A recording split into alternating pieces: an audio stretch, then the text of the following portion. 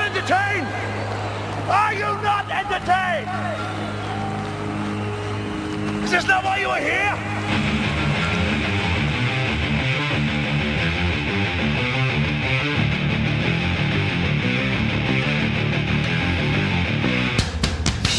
Oh man, today's gonna be fun.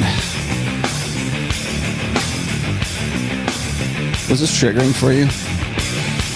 Love is for poor people. I hope you guys know that. Haven't you figured that out by now? It's a red pill principle, right? Love is for poor people. Today we're going to talk about seeking arrangements and how what the new dating market looks like. You don't want to fall in love. You just need a sugar daddy. You just need to be a sugar daddy, right?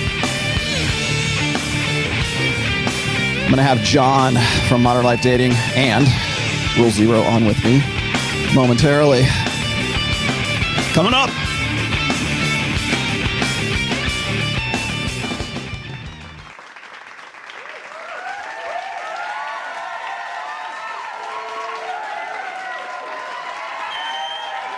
Well, I was hoping John would be on here for this one, but that's okay. You guys, come on. No, Ned. Ned's not in the office today. Ned's outside. Thank you. You're too kind. You're three kind. All right. Sooner or later, John will show up. There we go. Thank you. All right. That's okay. John has been making the rounds this morning. I don't know if you guys have already, if you follow me and you probably follow John, or if you follow all the guys in Rule Zero, you probably have already figured out that John's got some new program coming up, and I'm going to talk a little bit about that today. But I have a little bit of, well, I don't say a shock or surprise for you guys, but it's probably not a shock. But the program that he's doing right now, and if you know anything about John, he does body language mastery. He's got, I think he's in version 3 has been done. We did that back. Did I do? Yeah, I jumped on board Body Language Mastery 3 back in what was it, June? Maybe it was in mid-July, somewhere around June or July, and that was really good. And I'm not gonna sit here and just like build. I'll wait till John gets here before I start building him, buffing him out and glossing him out. But if you follow me, you probably follow John. If you follow Rich or Ryan, you probably follow these guys too. Oh, give me 1 second, guys. Hold on 1 second. I gotta pull off I gotta disable audio processing because sooner or later he will show up. But he's been making the rounds. He was on Rich Cooper's channel this morning. I know he was on with Myron Gaines and I think Donovan Sharp also. He went on with John Sonmez, who, by the way, I was on with yesterday, which was a 2 hours of goodness. I don't know if you guys got a chance to see that. I thought that was really, really good. Yeah, thank you, Icarus. I don't really get into the politics and shootings and all that kind of stuff unless it has sort of crossover into intersectional dynamics. But yeah, I did see that. And yeah, I mean, if you follow my Twitter feed, don't think for a second I'm getting political or anything. I'm just trying to, don't call it political. I'm getting thoughtful, let's just say. So, he was on Lucario too. Yeah, he's if he is late, it's probably because I told him to get 2 hours of sleep because he was pulling an all-nighter, and I wanted him to be fresh for my show, if nothing else, because I'm gonna nail his ass to the wall today if he ever shows up, and in a good way. But yeah, I wanted to talk about seeking arrangements, and I kind of came to a revelation. If you guys saw Rule Zero, I think we were talking, Myron was on the show on Rule Zero. We've been kind of putting some of the speakers, the new speakers for the October sort of mini conference, the online conference that we're doing now. We've been sort of mixing them into Rule Zero so you guys can get familiar with them and you'll understand. Myron's one of those guys. So we had Myron on. We got Cappy. We got Aaron Clary, Captain Capitalism. He is definitely in the, I guess, the extended Rule Zero family. It's kind of strange to me because we're kind of extending the Rule Zero family. Like right now, the core, the inner circle, if you will, is Rich, Ryan, myself, John, and Troy. And we kind of, we we work with some guys outside, and the guys that are going to be speakers for the upcoming October online event that was the Vegas event, which we are still going to do. We're actually talking about what we're going to do in 2021 once all of this stuff has sort of settled down. Hopefully it does settle down. So how to learn the best theory in game and PA? Well, I'm glad you asked there, my friend.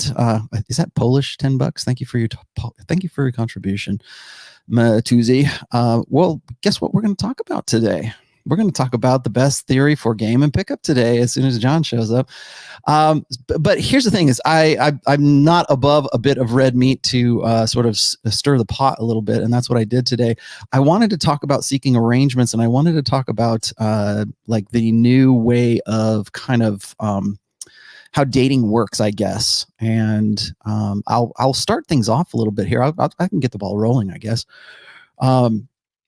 I was on Rule Zero, like I said, with Myron and John and Troy, and I think we were talking about game, sort of, I don't say tactics, but like how game is done now as opposed to how it used to be. And I have to start things out by sort of reiterating or like pointing out how the old school pickup artistry of the early 2000s or the mid 2000s is still kind of this ridiculous standard that I think a lot of people hold like game to right now. So as like MGTOW became a thing, and even as TradCons became a thing, it's interesting to me right now that TradCons aren't as sort of vocal right now. I think maybe they're a little bit more concerned with like world affairs or something, to really sort of mix it in with the red pill right now, like they used to. Back in 2018, 2019, right around there, that was sort of like I saw sort of a surge, I guess, in TradCons talking about what TradCons do.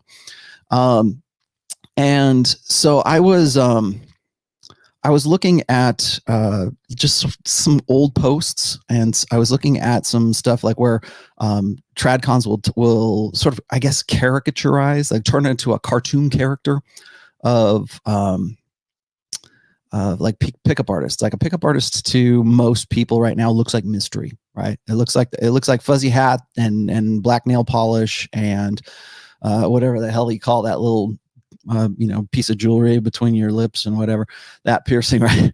Or elevator boots. Like he looked like a rock star back then. And he didn't really, I mean, he was a magician, but it wasn't like he was like David Copperfield or what's that, Angel, whatever that guy's name is. I forget. Dude was very popular in Vegas, but it's not like he was quite that level. He was infamous for being a pickup artist. And certainly for his flamboyance, let's say. And he didn't have to be like in full kind of feather boa mode. He could mix it up. He was the one thing about Mystery was he was not domain dependent.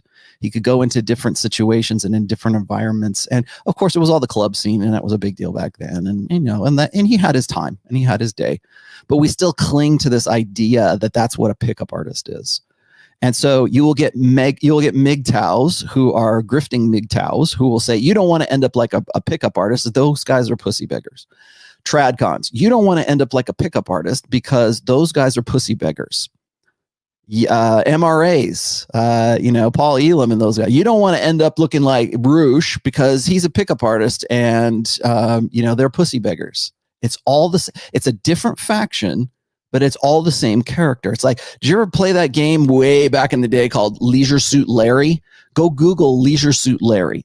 That's the character. That's the cartoon character that comes to mind when you think of a pickup artist.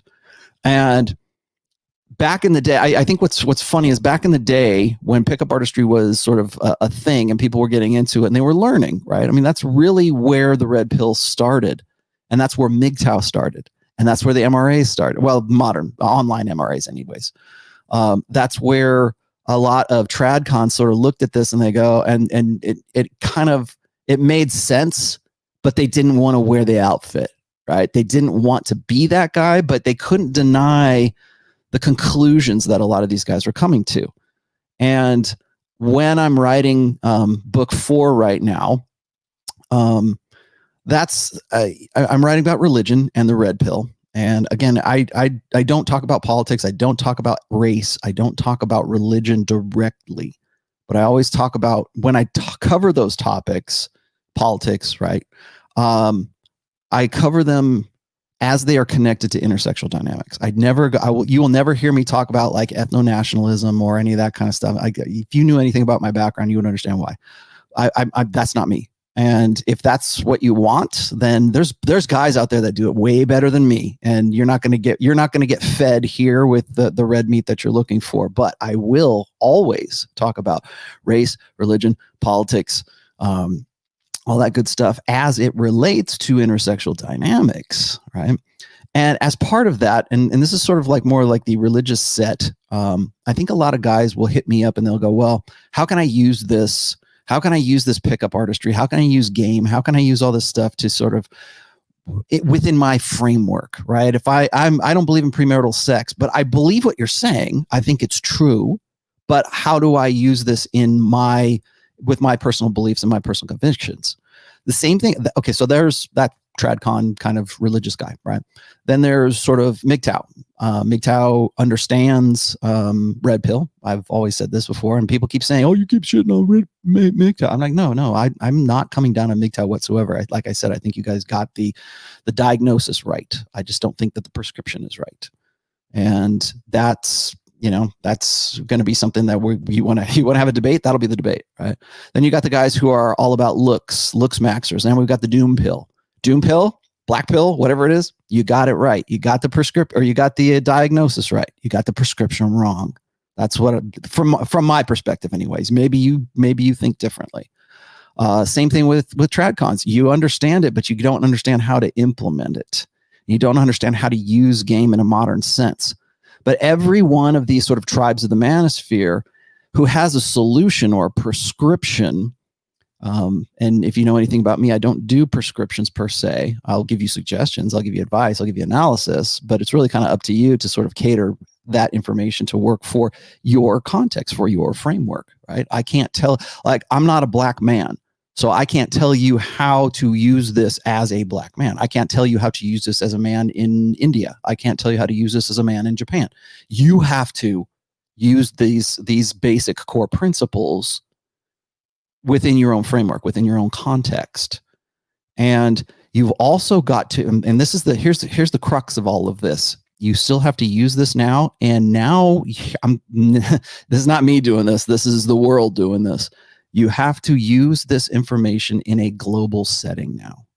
It's not just your local sexual marketplace. It's the world. It's the global sexual marketplace. And that's what I want to get into today when John shows up here. Is I want to talk about the global sexual marketplace and how things have changed. Because all of those factions, MGTOW, MRA, Doom Pill, TradCon, Red Pill, whatever, and I will admit, even guys who are like sort of like dyed in the wool, sort of praxologist red pill guys, myself included, we still cling to this old way of thinking about old order thinking of how guys get together with women, right? I met my wife at a club. Okay, I was playing a gig. I met her there. She was on a girls' night out with her friends, right? You want me to tell you the story of how I met Mrs. T? I met her live, real time. I ran game on her, such as it was, right? I was persistent, right? I got digits on the same night. Now it wasn't the same night lay or anything like that, but I got digits on the same night, live, real time. That is not how the majority of people meet new people today. And speaking of new people, what is this? Hold on. The champ is here! The champ is here! I put that on. The champ is here! I put that on directly for you. Thank you so much. It is it's good to be here. I've been doing the rounds. I've been doing shows since early this morning, straight through. I was joking around. What were you doing? You were you on John Sonmez the other day? And I was in the chat, and I said, You need to get on board with this. Everybody needs to get on board with your new program right now, because you're going to die pretty soon from like lack of sleep deprivation. Yeah. You like, I know when you do stuff like this, you have to make the rounds, and yeah, you're probably. Did you get any sleep? I told you to go sleep for 2 hours. I just finished Donovan's show, but I did wake up at like 2 o'clock. You're gonna be sick, man. You're gonna get sick. I am coughing a little bit, but I'm okay though. No, I woke up today at 2 o'clock. I was out drinking with this girl tonight too, so no, I had a good night. I'm good. Good for you. Oh, so I want to start off a few things here. I don't know if you caught any of my sort of intro going into this, but you made me think about something new, right? You made me start thinking something, I won't say different, but like I realize now that today, the way that people meet today is not the way that I've met my wife, right? It's not the way that like, even like in the old school pickup artists, I was just talking about pickup artistry and how I think honestly that we still kind of owe a debt of at least recognition to the early pickup artists. Yeah. Getting the ball rolling. Right. Okay. Not saying that they're like, I still think that a lot of the basic principles and the stuff that led to sort of red pill awareness as a result of all the old pickup artists, I still think we owe sort of a debt of gratitude to those guys.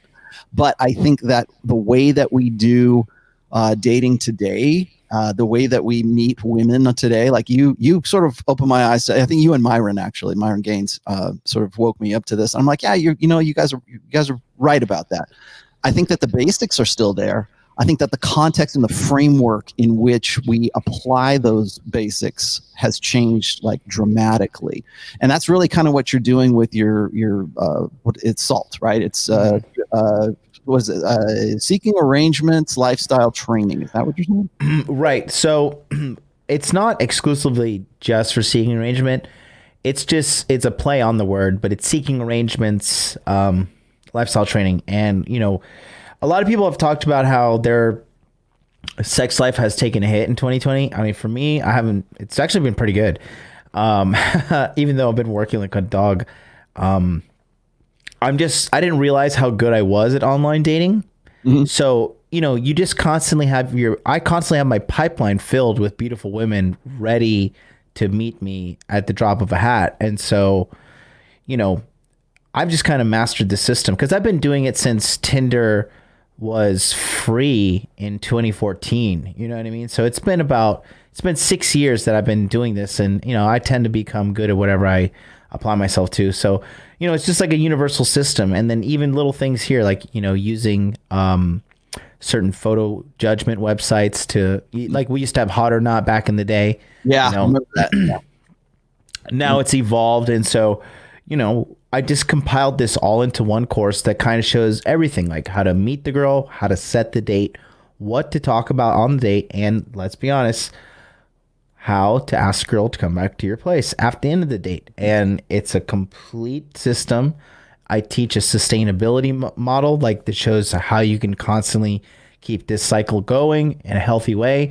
I talk about lifestyle, rehabilitation, everything. It's the complete package to live this online lifestyle of like meeting girls online and having sex with them. And honestly, I do it. I'm very happy with my sex life. I have a very abundant sex life. You guys have seen it in the private chat. Mm-hmm. And so I'm happy, and I just, being the benevolent leader I am, much like yourself, I want to spread my happiness to the world. And, that's where I came out with SALT. And the guys already, over 85 people have signed up in 2 days. And the private chat's already going, and people are talking about how happy they are, and it's all working out really, really well. Okay, cool. I wanted to, because when you brought this up, you're talking about seeking arrangements, and I became aware of the seeking arrangements thing like right around 2016, and then became a little bit more aware of it from another guy that at another convention that we used to go do back in the day, who was all about seeking arrangements, right? But so you're talking, does seeking arrangements have anything to do with like what you're doing here? Is this like a sugar daddy kind of thing, or is this just sort of like, here's how you can sort of keep a roster, right? Is this more about in place, more about non-exclusivity, or is this about like seeking arrangements? First things first. Why do you call it seeking arrangement? Yeah, it's a play on the word, but it's seeking arrangements on my course, and the name of the course or the name of the website is seeking arrangement without the S. But no, we are doing a play on words, salt, because we don't pay. That's what a salt daddy is. You know the term salt daddy like means.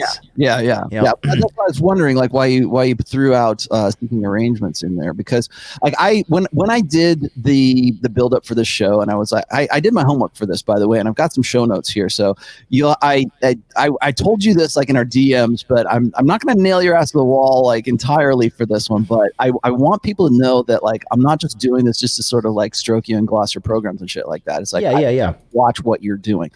You gave me the link to the preview stuff of this, so I don't want people to think, oh, he just throws his name around or whatever. I told you, like, when we did body language mastery #1, I wouldn't do that. I also didn't do pandemic pickup with you, but once I saw body language mastery in #2 and #3, I joined in with that because I saw the value in it, and I saw that it was helping guys, and I saw particularly like the groups, like the sort of the tribe you're building around those things, and I can see that you put in a lot of work to this one, because each one of these videos is like an hour-long video. Is that what you're saying? And there's 20 videos, so that's like 20 hours, right? No. So each so the 20-hour course, that's the webinar training. Oh, okay. We're doing 20 hours webinar training. The course is, each module is about 2 to 12 minutes long. That's the range. And the total video footage in the course is about 2 hours, give or take. And then it also comes with the text messaging group with free text message access to me, my entire team of guys, Myron Gaines, etc. Troy Francis is in there, and we're all there in that chat group until the end of the year. So for you guys that want to, take this beyond theory and take it into the real world, and when you do some stuff in the real world, it really reaffirms what you have in theory. You're like, oh my gosh, like this becomes a part of my reality, Let me explain something else here too, because I see what you're doing. This was another reason why I kind of came on with this. If you go to my website, if you go to my blog, therationalmale.com, one of the pages at the top, and this is not just a post, this is a full page that I have sort of tacked to the top of it, and I've had it for a long. Gosh, how long have I had it now? 2016 at least. I have a page up there that is a field reports page. And I put that there because so many guys would get into my my comment threads, and they would post field reports, and they would want advice back and forth, and that was the only place that they could really do it. And they wanted that connection, right? They wanted to be able to bounce ideas off of me and off of other people. And so I created that page just as sort of like really at the time I was thinking of it as sort of a Band-Aid, because I just wanted to make sure that my other comment threads weren't getting like, the topic wasn't getting cluttered up with field reports.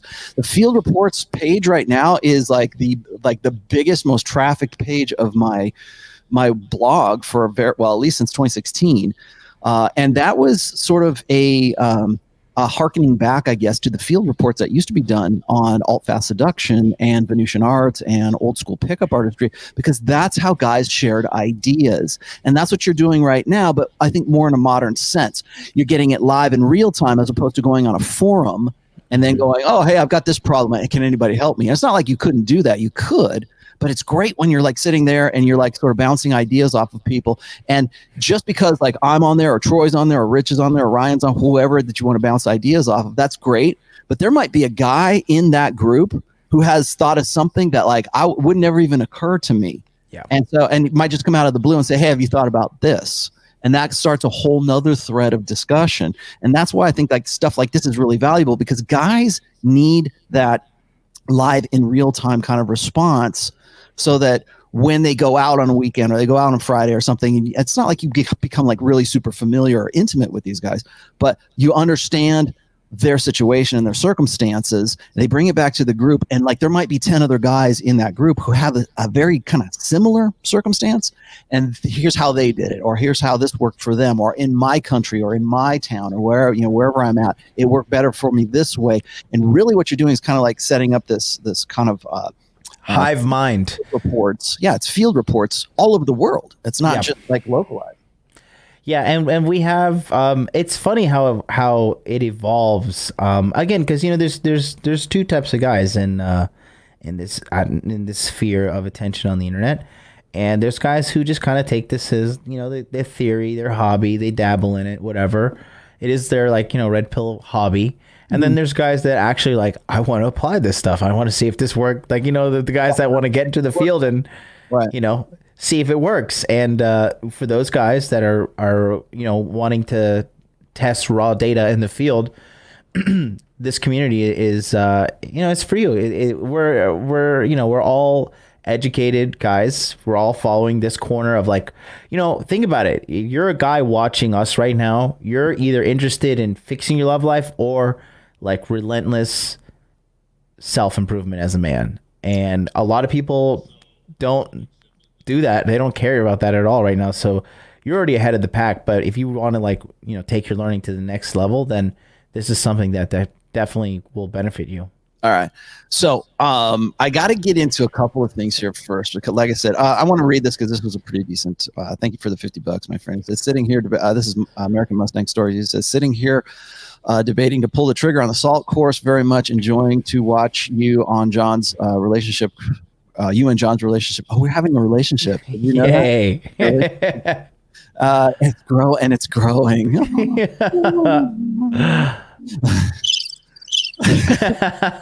And me absorbing all this information, this core group of red pill guys making a huge impact for me, starting to win now. Good for you. Yeah, man. definitely. I would say get in there. If you're on the fence, trust me. If you're sending $50 in super chats, you will make your money back just associating with us. Just use Rollo's link. It's in the description box. Click on it. Yeah, it's the first one in the description right there. I made it as easy as possible. You'll be supporting Rollo Tomassi directly when you do that as well too. So, Thanks. And then you get to come and talk to us. Come talk to us. It's not fake. We are behind the scenes making moves. It's not a fake. It's not the 21 convention when we sit around hey guys, let's save America. Who's bringing back the patriarchy with me? It's not. We don't do that. We live in the reality that is present right now, and we help you guys get solutions for your immediate wants, which 9 times out of 10 is more sex. Right. Here, okay. So here's my other question. I don't say questions, but I got a list of questions to run by you here, because I don't want this show just to be oh, go check out Salt. Here you go. Put it, buy my stuff. That's that. I don't want that. Right. Whenever you're on my show, we're going to talk about some real shit. So the title of this show was seeking arrangements is the new dating right now. And the reason why I brought that up is because of that one time. I think it was probably 2 weeks ago or maybe 3 weeks ago that I was on with you and Myron and Troy, and I think we were talking about game. It was a game topic, and you guys were telling me about how Instagram is, and I think the Tate said this too, is how Instagram is actually the #1 dating app right now. It's not Tinder, it's not Bumble, it's not these other. It's actually Instagram, because if you meet a girl in a club live in real time, the first thing she's going to do is she's going to go check out. She's going to do her homework on you, at least a cursory kind of investigation on what you're all about on your Instagram. She's going to go look at your socials, and she's going to see if you have a boyfriend, or see if you have a girlfriend, see if you have what you're all about, kind of thing. And that's almost like your dating resume right there. So right. I believe, and I know you've done this, of course, with Body Language Mastery, but you also sort of leverage that as I don't want to say it's a hack, but it seems to me like it's a pragmatic approach to expecting those things in this new kind of sexual marketplace, because that's really what you guys are describing here, is how to make the new sexual marketplace work for you. So when it comes to your pictures, and when it comes to optimizing your dating profiles, because you and I we've locked horns about this before, and I don't want to say locked horns, but we've had I give you one side, you give the other side, whereas I am of the opinion that guys need to, if you're going to use online dating, I'm not saying don't do it. I'm not saying get your text game going or whatever. My concern has always been, really since the beginning, was an over reliance on technology as sort of this buffer between you and rejection, or you and having to actually see somebody live in real time rather than ghosting on them, right? I mean, ghosting is a thing now too. So what I've always said is like, you be careful of using those as buffers. Okay, I understand that that's how people like meet right now, and that's how we kind of study, and it's almost like a resume of like who you want to go out with kind of thing. But don't let that be the only criteria. And I think that's what you're getting into with this, right? Is like it's not just about optimizing or leveraging your digital like consciousness or your online profile, your online personality, I guess. But it's also meeting that person, meeting that girl live in real time, and then using these techniques and using these skills to sort of get you to the next level. Am I correct in thinking that? For sure. It's how to meet a girl, how to ask her on a date, what to say on the date, and then how to get her back to your place, and how to have sex with her. Because like, say what you will, but people are involved with online dating because they do want to have sex. I know that may be a little shocker to some people, but that's the truth. And I just teach you how I've been doing it. And a lot of guys, they need help. They're kind of shy to ask for help, or they don't know where to go. And this has been like one of my number one requests is like, can you do a bit more online dating course stuff? And I said, okay, I will. And here we are. Mm-hmm. Okay, I got this from Gator. He says, I did MLD's Body Language Mastery 3. I was on that one too. Life-changing, lost 35 pounds in 2 months, upped my relationship with the wife, and am working out personal issues. Amazing, worth every penny. Thank you, John. Oh, good. You're welcome. For dudes who are like, I think one of the things, if you're going to, like you and I have talked about this before, and I don't think this is any kind of secret that we're letting out here, but I think that in the last, say, 5 years, really since 2015, I think that game, like PUA game, kind of got stale. It got stagnant because guys they were still relying on old school, like mystery method kind of stuff. Mm-hmm. And I'm not saying that there's not value in that. There still is, like the principles and stuff, but just the way that it's done right now. And so I think you get pushback. There's sort of like pushback. I think one of the reasons why things like PUA hate, or like the Elliot Rodgers kind of stuff, or now it was slut hate, and then it became PUA hate. And really what it was these guys who were kind of like these disaffected guys who got into game and it didn't work for them. Right. Like they like, I did RSD and those guys are just grifters, and you're all the same. We're doomed. They're all the same. Yep. It's really, I hate to use the guy as an example, but if you have Elliot Rodgers and you look at some of the videos he was talking about, like it's a Stacy and it's a Chad and it's all this kind of stuff, and it's like, I'm doomed. I'm never going to get any. I tried it and it didn't work for me, and it's all horse crap, and now I'm going to go shoot up Santa Barbara kind of thing. I think that really that kind of pushback, it used to be like, remember this is like the doom pill that we call it right now. It used to be called, what is it? Not Forever Alone was like 4chan, but it was also True Force Loneliness. Yeah. And then it became like the black pill. True Force Loneliness is really just the evolution of the black pill, and which is really they're doomers now is what they are. It's so funny how like, yeah, it's just funny to watch. I like, how much of a loser can you be to like follow this factions of loserdom? I don't know. It's sad, but I'm glad to be where we are. Yeah. Yeah.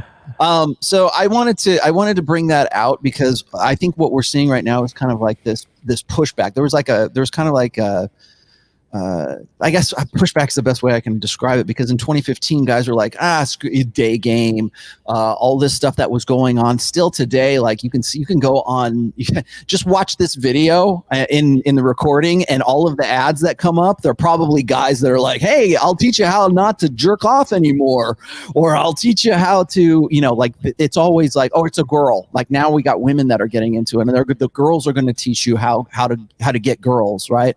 And it's just this constant reinvention of the same grift. Whereas like when you're talking to me, or you're talking to Rich, or you're talking to you, we're talking about like how it's done now. Whereas like everybody else is like, they're still picking up on these old, it's almost like Dr. Phil kind of stuff. Like when I look at like Marnie the Wing Girl, or whoever, whatever, I'm looking at those kind of stuff and I'm going, All this is it's a woman who's taken that old school stuff from 2005 and repackaged it for 2020. And it's only different because a woman is the one that's delivering it. And that's exactly what RSD did for a little while. We're going to get like female instructors now, and they're going to teach you how to do it. And that seemed more palatable in the age of like OnlyFans, because you get you that kind of connection with a woman kind of thing. But I think, and again, I don't think I'm giving anything away here, but like you and I had this one discussion where we say, no one is doing what we're doing. No one is doing this from the perspective of 2020, of the digital online like sexual marketplace, which is of course Instagram, OnlyFans, that kind of stuff. All of that stuff you have to take into factor in, I guess, how guys think that going about meeting women is like the right way of going about meeting women. So it's not just like women, like guys today are like terrified to go into a club or go at school or go into like a social setting because for whatever reason they didn't pick up those social skills that you taught in body language mastery, right? Right. And they go in, they're terrified to go in those situations, and because they don't have that kind of like tough love, strong kick in the ass to get them there. But once they get there, they don't know what to do because they're so used to being online in their digital head, in their digital consciousness. And I heard you talk about this with Rich just a little while ago, because this fits into something that I've written about and I've talked about before, is that we have 3 different consciousnesses now. We have our live in-person consciousness. Like I'm talking to you right now. That's our live in-person consciousness. And so we're relating ideas. Then I have my own kind of personal consciousness where I'm thinking about what I'm going to say. Like it's this internal conversation I have. So, they say think before you speak kind of thing. That's that conversation. And now we have a third consciousness, and that is our digital online selves. Yep. So when I'm typing on Twitter or I'm writing something on my blog or I'm looking at the chat and I type something into the chat, that's my digital consciousness relating to the people who are in the chat right now. The thing is I see guys sort of over relying on that digital consciousness, thinking that that's going to get them laid. Like that's the way that they're going to get there. When in fact, no one is teaching PUA, no one is teaching game from the respect of what you're doing right now, which is here's how we do it now.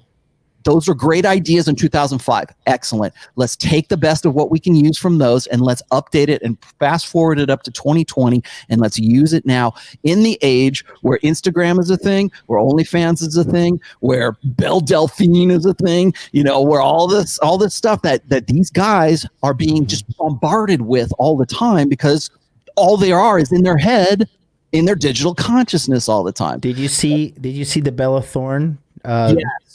Yes, I was just about to mention that too because I saw your tweet about Bella Thorne. Bella Thorne, by the way, if anybody doesn't know this already, Bella Thorne is and I don't know if this is a record or not. Maybe it is, maybe it isn't. But Bella Thorne decided to do an OnlyFans thing. She made $1 million in under 24 hours, or right about 24 hours. She is a one-day millionaire. Yeah, and she said it. That was the OnlyFans record. Yeah, I was going to say, is that the record? Is that what it's standing at right now? That's the record. She broke it. So, have you ever watched her Instagram? No, I remember seeing her on the Disney Channel when my daughter was like 13 or 14, right? She is white girl ratchet. She like talks like gangster. It's cringe. Yeah.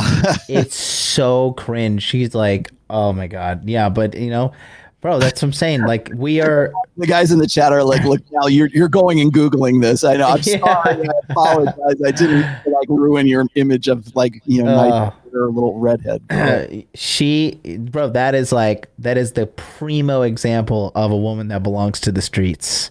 Like, what? This is a really good question. I got to put this up there. $1 million in 24 hours because this segues into what I wanted to talk about next. What did she do to earn that? Took naked photos. Is that all she's doing though? Because she just posted nudes. I'll buy those nudes right now and take a look and tell you what they look like. I know that she when I was reading about that, they mentioned that she's been a director of porn movies. She hasn't been in the porn movies, but she directs porn movies. Oh. She's taken the Lindsay Lohan thing to a new level. Let me see. So she did join OnlyFans and fucking ad blocker. Sorry. It looks like it says almost 2 million. Oh, is it now? 2 million in 1 week. Wow. God. Wow. Yeah. It's just, but like, I sent you something. I sent you something in the private chat. It's the it's the second link. It's the second link down. It's the second one. Watch. It's 3 minutes. Okay. Play this, because this is talking about seeking arrangement. This is the typical kind of girl that just fleeces beta male guys these days, and she's fleecing young guys also who are in college that are have their father's money and stuff. You can make it big with that little box there. Yeah. Okay. Let me put this up quick. Oh, you know what? Hang on one second. I've got to, when I do stuff like this, I have to mute my. Okay. My Yeah, mic. let's mute our mics while this goes for a moment here. There we go. My name's Ava. I'm a college student, and I guess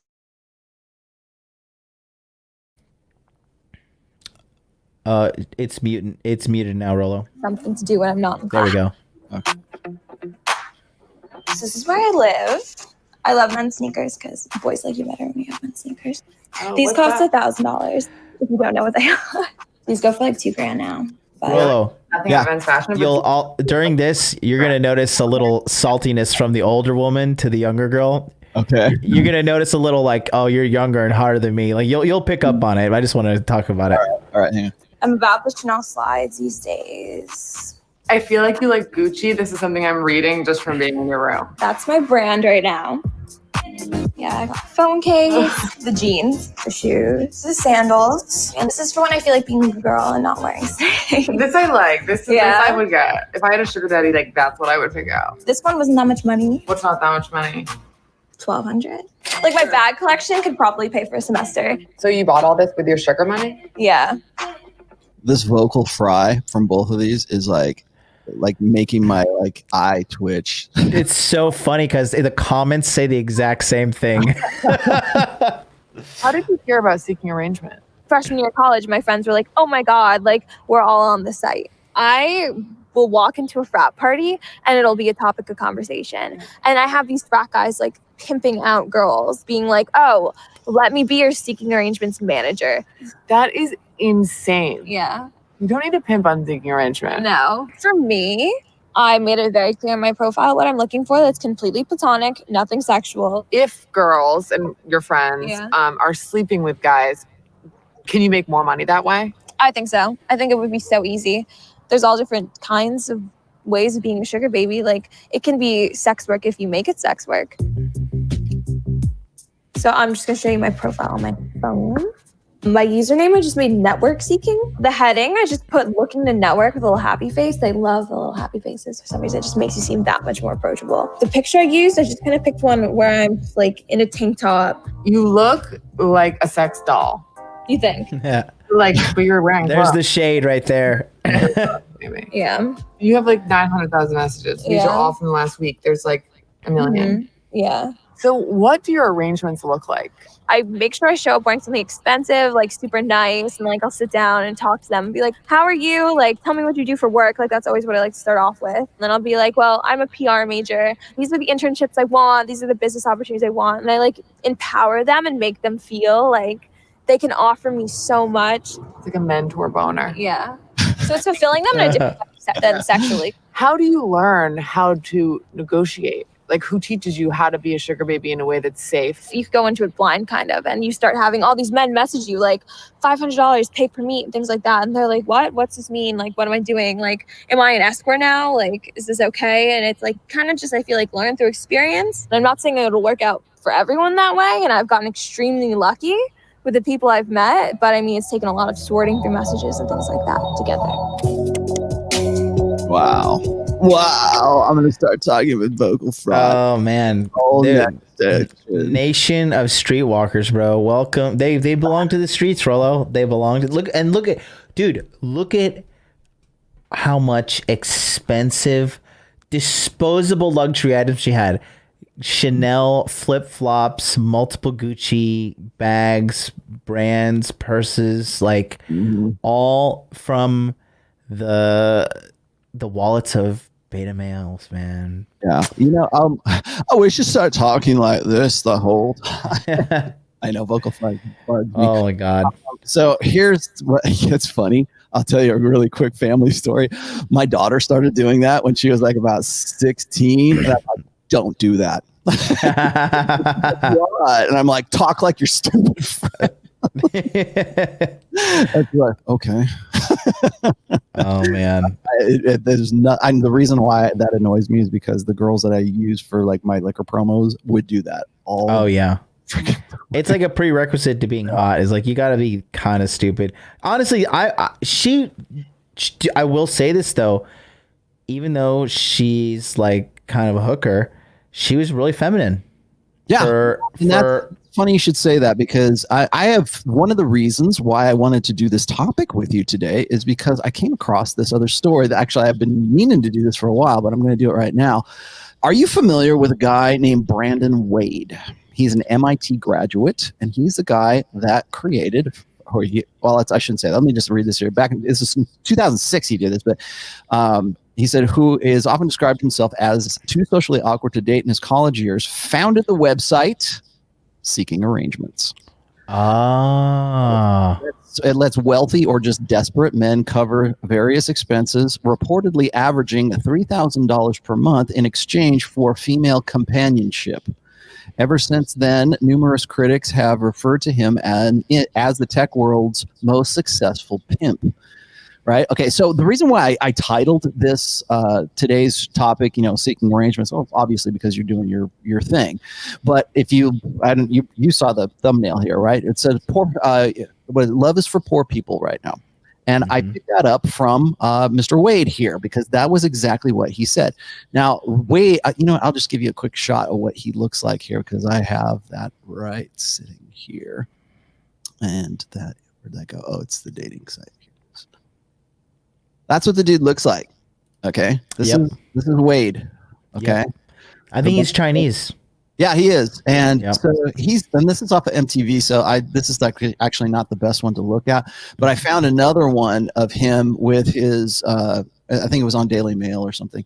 And I found another one of him with the girls that he gets with, because he obviously uses his own service. And he brought up a very interesting topic, which was love is for poor people. So he can essentially, and I've talked to guys, and some of them probably are watching right now. I've talked to guys in the past who say that using escorts and just simply being, just pimping girls out, being to greater or lesser degrees a sugar daddy is really the way to go. So if you have they just simply don't believe that love is even a thing, or that love is a thing, but it's only for guys who have to convince women to fall in love with them in order to have some sort of exchange or transactional relationship. And I think this is sort of taking the transactional nature of sex and transactional nature of relationships to a different level. I've talked about the difference between transactional and validational relationships. And what he's essentially saying is that if you have a relationship that is based on love or whatever, emotions, a connection, a healthy attachment, let's just say emotional attachment to that person, that is how poor people do monogamy. Whereas he's talking about, I have a very clear-cut definition of the relationships that I'm having right now. And so you're probably asking, why did I bring this up, particularly for your thing, is that I think that right now a lot of guys believe this because of exactly what you're talking about this sugar baby situation, right? Yeah. So I've done 2 different essays about sugar babies, sugar daddies, and transactional versus validational sex. And I think that right now we're at a point in 2020 where guys think that the only way that they get laid is if they have enough money to get laid, or even just enough money to get the attention. Like you were just saying a minute ago, she's very feminine and she's very accommodating, and she will play the role of being appreciative of you as a guy, so long as you can pay, so long as you can buy the Gucci, so long as you can buy the $1,000 sneakers. She will play the role of being the doting, devoted female, feminine girl now. And I think that and this is me nailing your ass right here, I think that what guys are going to do, and they're probably already doing this because I know you're already getting a lot of hate for this, is they look at you and they go, this guy's a grifter. This guy is playing on my insecurities, because I know how women actually are today, because they're like the girl that you just showed me on Instagram. They're just like that little skank that's, has the Gucci $1,000 tennis shoes, and there's really no way out. There's no such thing as love. I have so many guys tell me that too. Like, Rollo said that there's no such thing as love. I've never said that. I said that women cannot love a man in the way that a man believes she should be able to love him. And they'll see stuff like this, or they'll see that Bella Thorne made $1 million, or there'll be these guys who get into sort of the OnlyFans cycle of that negative feedback loop of getting in with these girls, and they don't think that that what you're doing is going to work for them. They don't think that because of that digital kind of like, it's like almost like a fourth wall, right? You have to, when you're on stage, you have to break down the fourth wall when you're like, Deadpool does that all the time, like talk to the audience kind of. They think that they can break down the fourth wall with $4,000 a month, right? to get her to talk to him. So what is it that you're doing that's going to change their minds about that? Well, because like the name of the course is, we're salt daddies. We lead with like the raw masculine experience of just being with us as men. Because I came to this realization personally lately. I don't know if anybody said this, but if you are a red pill guy and you're in the top 20%, you're actually in the top 1%, because the 20% is still beta, and there's ignorant and like, okay, for example, I was on a date with a girl tonight, right? And she was a little bit of controlling, the kind of aggressive type. She's a school teacher, type A, very fit woman, right? And we were walking from the restaurant to the bar, and I was, looking at the GPS on my phone to show us how to get to the next bar. And she was like, "Hey, like, here, hand me the phone, and like, let me guide us along the way." And I laughed at her. I was like, well, calm down. What are you, like the police? Like, I've got this. But I think a girl like her, they're just so used to a guy just handing over the phone, like, yes, dear, here you are. And that is what women really want, is they want a guy that's not going to hand the phone over to her. They want a guy who's going to be like, no, like, I'm here, I'm leading this interaction. Women want to be led. You have to understand that. That's why the more emancipated and freedom and everything that American women get, guess what? Their happiness is just crashing down. If a woman doesn't do her role of like being the supportive co-lead to a man in her life and doesn't support that vision, she will be miserable. And that's why the majority of these girls are. That's why they belong to the streets. That's funny. I talked about that with John Sonmez.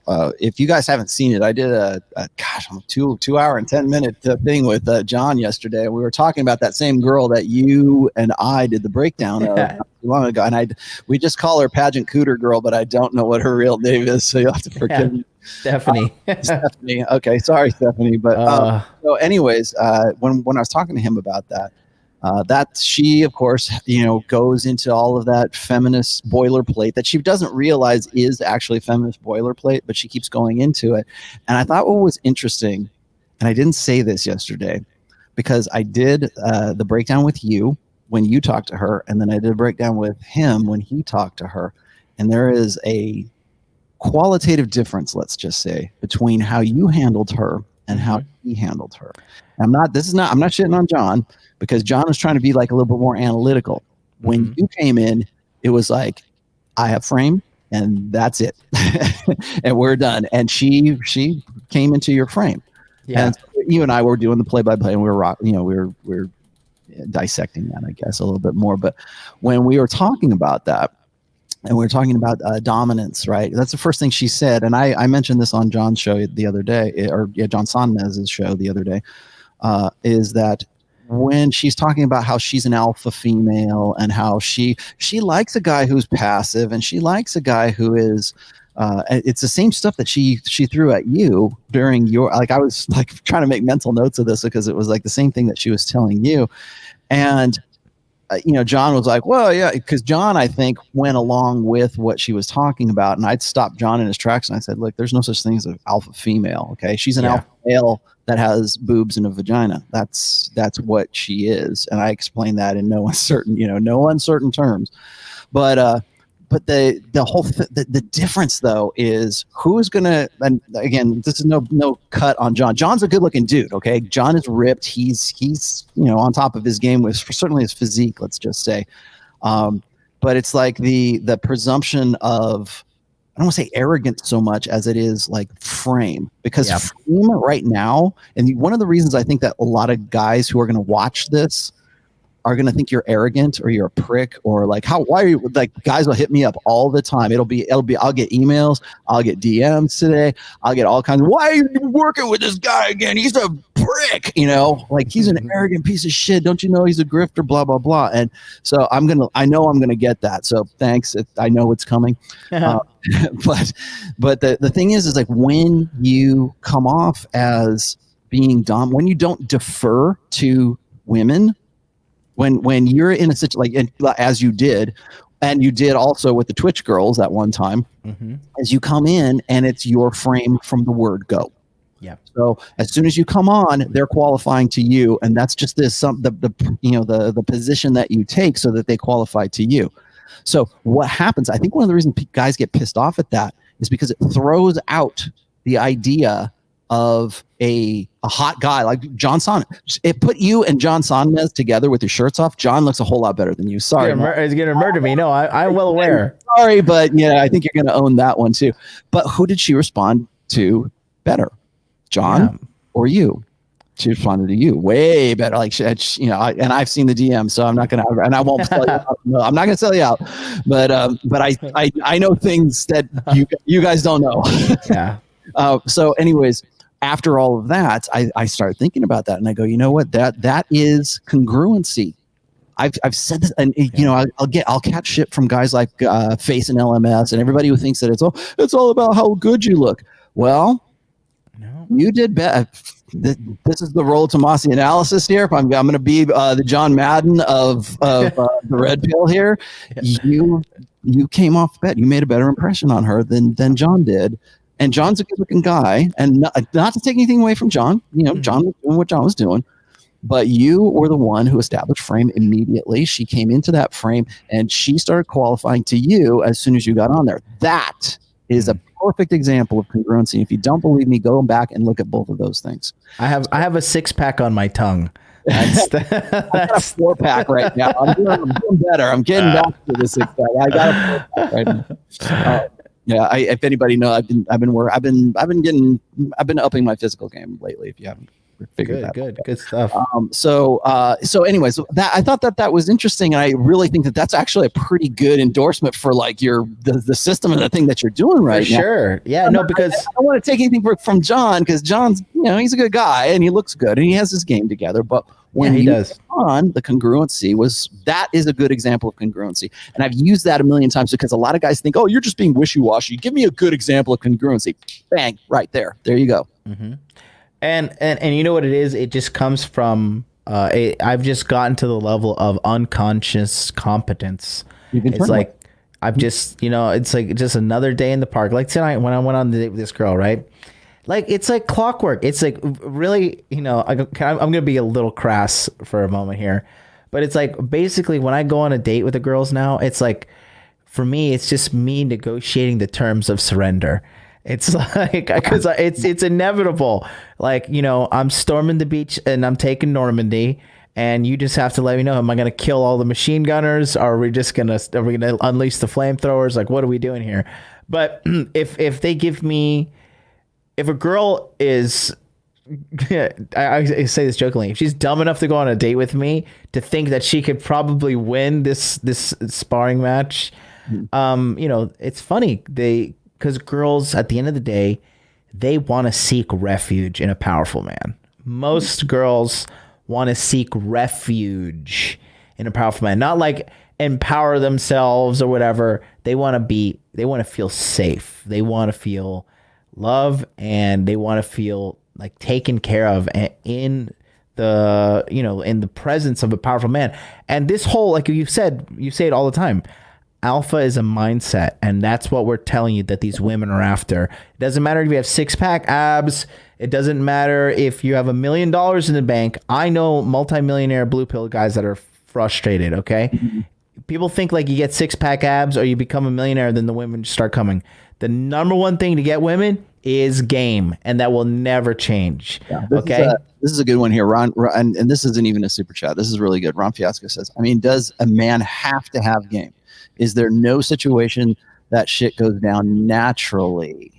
And I'll let you handle that here in just a second. But I want to say this is that every guy you know on planet Earth has game right now. A 10-year-old kid that you know has game. You ask that little kid, you say, hey, Johnny, how do you get a girlfriend? He'll tell you he's got some inclination, whether he got that online or watched it in a movie or whatever, or he learned it from his mom or his dad. Mom told him something, dad told him something, who knows? He's got some idea as to how to go from being sexless and single to being like married and starting a family and having sex and all that other great stuff. He had like, how do you treat a woman, Johnny? And they'll be able to tell you because they've learned it somewhere. Now, it's not about game per se. It's about how effective is that game, and where did you come by the education that taught you that that's the way to go and do that. Mm-hmm. So when we talk about game, you have to sort of define terms here, because when we're talking about game, when I talk about game, I'm talking about it from understanding intersexual dynamics. That's your education, and then taking that red pill awareness as the theory and putting it into practice, which is game. Game is the practice. So that's why I mix real well with John, and I mix real well with Myron and Troy and some of these other guys, because I see the effectiveness of what they're doing in the application, because they're applying red pill theory. So one is incomplete without the other. So if you all you're doing is just jerking off to the rational male and reading my book, hey, thank you for the support. But go out and practice this and figure out how it works for you in your context, in your framework, in your social environment, in your attention ecosystem, and you put this out there. And how does that work for you? Great. Did you fail? Did you succeed? I want to know. Come back. Tell me. We refine it in theory, and we go back out and we try it and experiment again. And that's how we refine these things. That's how you get a program like SALT, right? Mm-hmm. Yep. And then I'm enjoying the chat right now. I am too. It's always good when you come on. Lorenzo Rock just gave me. I got to shout this guy out. Lorenzo Rock just says MLD is truly Tony Stark. That is like the highest praise. I really aspired to be like Iron Man. So that's the highest praise. Thanks so much. Shout out to Adam M. He just signed up for SALT. And but yeah, like the thing is, like, okay, because we're talking about poor people, love is for poor people, and basically sex and affection in true American fashion has been commoditized. Yeah. And I would say, quite frankly, and it's gonna sound jaded, but it's true. I would say that the typical guy, if you are even contemplating looking for a relationship or love, you're going about everything the wrong way. You need to be working on relentless self-improvement, and then also you need to be working on sourcing women and getting better at game. Like that, those are the only two things that are going to really eventually lead to you getting into a relationship. But you shouldn't be shooting for a relationship off rip. You should be shooting for sleeping a lot of women, understanding it, and then you will get the relationship as a result of like understanding and internalizing game. Because even you met your wife after you had a good run, right? Oh yeah, well yeah, of course. I had my notch count's public knowledge anyway, so I'll just say it's like right around 41, 42 somewhere. Every time I try to remember like every one of them, I think of another one, or I kind of like forget another one. So about 40, 41, 42 right there. And then when I met my wife, that was good. I was good with that. So it's not so much like sow your wild oats. Like a lot of guys will say, well, how can you just settle down with one woman, blah, blah, blah, blah, blah. Well, I understand why that's a way of thinking right now. A lot of guys didn't, like you're not me, right? You didn't grow up in the 80s. You didn't learn game in the night, such as it is, learn game in the 90s kind of thing. This is a different time. That's why I wanted to help you out with this particular program, because I recognize that when we're talking about like how game and how things have changed up. So it's like the techniques. Remember, I was just saying a minute ago how like red pill's the theory and game is the practice, right? Well, game was the practice in 2005, and that was like mystery method or seduction, alt fast seduction, Venusian arts, that kind of stuff, and that worked great if you were in an age where Instagram didn't exist, or Facebook was just starting to become a thing in 2006 or something like that, and so the internet wasn't what it is today. And so now, Rich and I have joked about this, is that we need to start a service so that like when a guy meets a girl in a club or a bar or something like that, they can just simply like hit us up with an email or a quick, IM, and then we go do like a background check on her, like a social media background check, and like give her a rating, like an A+ or a B or that kind of stuff, just so he knows like what he's doing. I was like, we will make $1 million off of that. It work, but it's theory and practice, right? The theory still works. The theory's fine. Like all the core knowledge that was the result of the product of all that stuff that was going on in the early 2000s, that has become sort of red pill awareness right now. That was great because it was according to a practice, and it was according to a social environment that was almost 20 years ago. And now we need to update that. And as I was saying before, and you and I had this conversation, is no one is doing that now. RSD is not doing this. In fact, all the guys that I see online who are still like sort of these, red pill grifters, they're reading my book like verbatim and calling it game. I'm like, that's not game. That's you just basically plagiarizing my work. Or it's, Marnie the Ween girl talking about something that she literally picked out of my book and starts using it as her own kind of, personal grift because she learned how to do a launch program or some shit like that. Yep. And there's no meat to it. Like I said before, in red meat, I'm of the opinion that you can still have steak with the sizzle rather than just the sizzle. And that's all anybody's doing right now. And there needs to be something that's comprehensive. There needs to be something that is, and the game needs to be updated for 2020. And no one is doing that because they're all stuck they all think that, Mystery is still doing his thing. And he hasn't done it for 12, 15 years now. Mm-hmm. But that we need something that's more up to date. RSD doesn't do it anymore. They jumped on the Tony Robbins thing. I think those guys were probably the last holdouts of real infield game. And then that died in 2014, 2015. So what's out there? What's out there right now is guys like NoFap dude, whatever, he's got Pinnacle of a Man dude, or whoever. I forget that guy's name. Maybe I just butchered that, but. What I'm talking about, like the guys who are on sort of throwing out old school stuff. And again, Todd Valentine, who I think has some great material, but it's dated now because that's not how guys meet women now. I wanted to ask you this. How this is on my list of questions, so I'll just throw this at you. How has Instagram reshaped women's identities? Okay. I talked about this on Donovan's show earlier, and, look, there is, Tyler talked about this in one of his Real Social Dynamics videos. There's like a secret underground where like all the cool and sexy people are meeting in your area. Everybody's cool. Everybody's sexy. They're fashionable. They're in shape. They're funny. They're a variety of people. And these people are having sex. They're hooking up. They're doing drugs. They're going to clubs.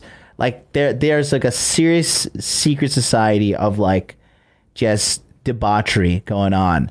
And your resume to get into this world is your Instagram. Like it is a threshold that you must pass in order to get access into this world. Like, so younger girls nowadays, like if you tell them, hey, I don't have an Instagram, because when a girl's interested in you, and she's going to go, oh my God, like, what's your Instagram? I want to check you out. And then she's going to start stalking you. And if you don't pass that new age 2020 digital shit test, like these hot young girls, like you're scratched off the list. Like if you don't have a good Instagram presence, and it's not the end all be all, but there's a lot of girls that put a heavy weight on your digital presence. And your Instagram is like your business card and your resume for like the social sexy cool club. And if your presence is not online, it's not on point, then you can't get in, and everybody wants to be in that club. You know what I mean? Yeah. Yeah. Here's what I was thinking. I know that Rich hit you up on this as well. So I wanted to sort of give you guys an idea what this my take on it anyways, is we live in an age right now where we're still clinging to old order ideas in a new order technology. Like I was saying before about digital consciousnesses, we haven't had those ever in human history. So for like the last 20 years, let's just say roughly since 2000, we've been developing that digital consciousness, and part of that digital consciousness is how we date. Right. I don't dig it up right now, but I have actually I put this in these stats are in book 4. You'll be able to read them in book 4, but it was from I think it was 1975 to 2020. It's how did couples meet? Like how did people meet, get fall in love and get married or whatever. And it used to be church. It used to be friends. It used to be school. I met her in the library. I met her in a club, as the 80s and the late 70s into the 80s into the 90s, that going to a club was a big deal. Like that's where I met my wife, actually, was at a club. And so you're there and that's how you met. But if you look at online from 2000 to 2020, it's just this rockets up. And it outclasses every other way that people meet to sort of like form a relationship or whatever. And so there's no getting around that now. That's just the way things have changed in the new order. But we still think of things, we still think of relationships, and we still think of like men and women according to this old order way of like how we do things. And I caught myself doing that when I talked to you and I talked to Myron and Troy that one time, and you were talking about like Instagram. It's like, yeah, that's where you're going to go. It's employers will do the same thing. Like if you're trying to get a job, you're interviewing for a job, the first thing they're going to do is what's your Facebook, or even if they don't even have to ask you, they just get your name and they'll go and look you up. And if you're stupid and public about it, they'll find out what you're really about. And that's going to say probably more about you personally than the resume you handed that person to get the job in the first place. So that's just the reality of where we are right now. So you can be private and everything, but even if you are, particularly in the dating sense, if you are private and you don't have a Facebook, or you don't have any digital footprint per se, the girl you probably want to get with does. And you will go and look her up, or somebody will go and look her up and say, hey, did you know she has a boyfriend in Barbados? Whatever. But that's just how we do it. And I think that we're on the cusp. We're in and you, how old are you now? 34, 35? 34. 34. So you're still kind of in the same boat. I mean, technically you're a millennial, but I am a millennial. Yeah. Yeah. So, but you're still in the same boat. But you remember a time before the internet. For sure. You were 14 years old. It was a dark time. Yeah. Yeah. So you remember when there was you remember flip phones, right? You remember the Nokia, right? You remember, yeah. You remember the days before you could, you meet somebody and you'd go and try to figure out who they were all about. So this is all new territory. So there's I think, honestly, one of the reasons why RSD sort of gave up on that is because they couldn't keep up anymore. They need to hand the mantle over to you, right? Mm-hmm. They need to hand the mantle over to people who are in the game and who are out there doing their infield stuff. And I can remember back in 2012, 2014, somewhere around there, to get infield footage at a nightclub was next to impossible because you had to bring like a special camera and had to have a crew and everything. Now it's just as easy as having to sell a smartphone, really, if you're sneaky about it. If you wanted to do something like that. But we have such a different technological base now, we can go back and figure things out. Like for instance, when you were doing the Twitch stream with those two girls and I was like giving you the play-by-play, or with Cooter Girl, Pageant Girl, we could not do that in any other age before now. I know. It's fantastic. It's the best time to be alive as a man. That's why, it's not... It may be other guys selling you snake oil and hope or whatever, but if you talk to me and you come to me and you want me to help you get a better sex life, I can do it. I have game and I can teach it and I know what I'm talking about, and it's universal. And You can just watch what's happening with my channel and my community. And are all these guys, you know, all paid Russian bots? I don't know. Everybody's like, you know, I mean, I'm getting results for these guys. So for the guys that do our results, you know, the links in the chat, and we close registration on Friday at midnight. Yeah. So, you know, there is a limited time because we do usher. I'm jumping in on these things pretty late. So just so you know, if you want to buy registration through me, the link is the very first one in the description right there. Mm-hmm. Jeremiah Yeomans here has a really good one, and this kind of leads into one of my questions here. It says, you want to get laid, have a talent chicks love, athletes, musicians, and artist, any artist. Go to the gym, become a beast, start a business, become wealthy, get involved in a project or a charity, and become happy. Look at his photo where he's look at if that's him in the photo. I mean, his body language there alone is it's very telling. Okay, so here's my question, and I think I've brought this up before. I think we were talking about this one time, like a long time ago. I think 2012, maybe 2010 even. Mm-hmm.